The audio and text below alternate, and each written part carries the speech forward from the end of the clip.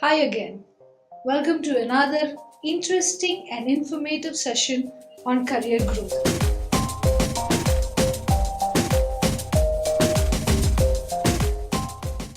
I hope you are finding the relevant information and the guidelines which will help you in designing the career that you're actually looking forward to. Like we discussed last time about GD, today we are going to go a step further, that is personal interview. Most of the time, you will find a lot of individuals saying, I was very good, or my academics are fantastic, I can speak very well, but I don't know what happens when I go for an interview. I somehow don't get selected. That's because probably there's a difference of thought process as to what a personal interview is. Have you ever thought of it?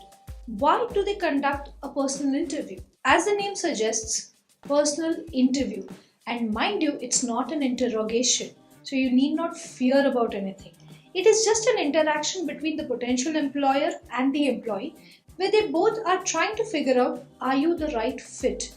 The employer is trying to find out whether you can fit into the given profile and the culture, and the interviewee actually thinking, will I be able to work in this organization? That is the only thing, and a platform to exhibit the right skills and potential of the employee. A personal interview is conducted basically because firstly, the employer has known you through a piece of paper, that is your resume. Secondly, if there is a GD, a group discussion, they have seen you in a group. Now they want to know how you are as a person, and that's why the personal interview is conducted. To know you personally, to figure out, are you the right potential fit? What is your functional knowledge? How much of technical skills do you have? What are you as a person other than your resume? These are the reasons why a personal interview is conducted. And if you prepare from this perspective, I'm sure you will be selected in each and every interview that you ever apply to. Let's quickly understand how these interviews are different from each other. A one-on-one interview where one person is interviewing a potential employee. A group interview where you have many employees, potential employees, appearing for the interview together.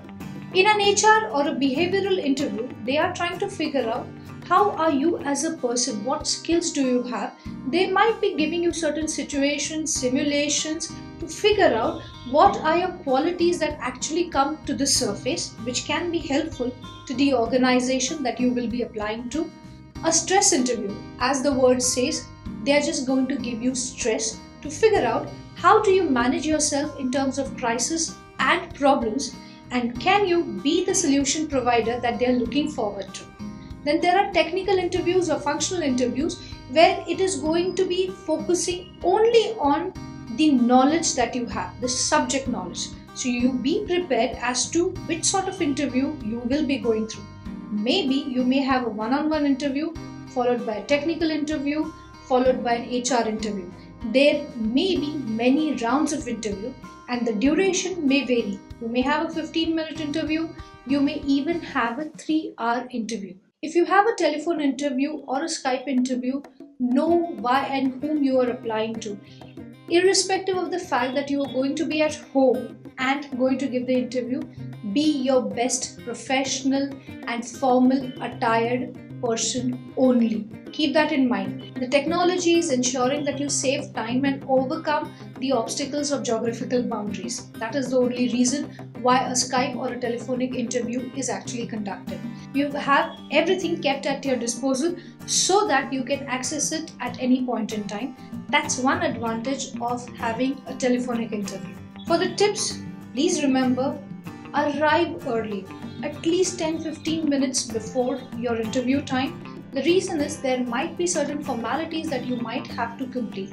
So always arrive before time. Carry a copy of the resume that you have sent to that particular institute or that particular organization. Do not send anything other than that. Carry all the relevant documents, your mark sheets, your certificates, whatever you feel is going to add value. During an interview, remember that you have to give precise, to the point and honest answers. Do not fake any kind of information. If you do not know an answer, simply say, I do not know. And hope that this situation doesn't happen very often.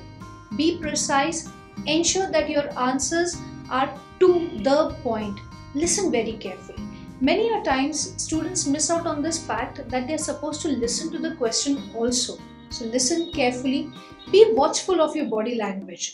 Are you giving an impression that you are a calm and composed professional who can think in crisis also? Be confident, but don't be overconfident. Put your point assertively, but unnecessarily do not argue with your interviewer. Be prepared with the FAQs, which simply includes something about yourself, your strengths, your weaknesses, your hobbies, your short-term goal, your long-term goal, why do you want to join this organization, so on and so forth. So research well before applying and of course before going for the interview. Be prepared with a lot of questions that they also might ask you which you are not ready for, and you also be prepared to ask them a question because it's an interaction, it's a conversation, so they might ask you to ask them questions. So be even prepared at that. The growth of your career is the guideline for Career Growth channel. So ensure that you keep watching, keep subscribing and keep liking, because we're going to have many more such topics which cater to your needs, which will help you define a successful career.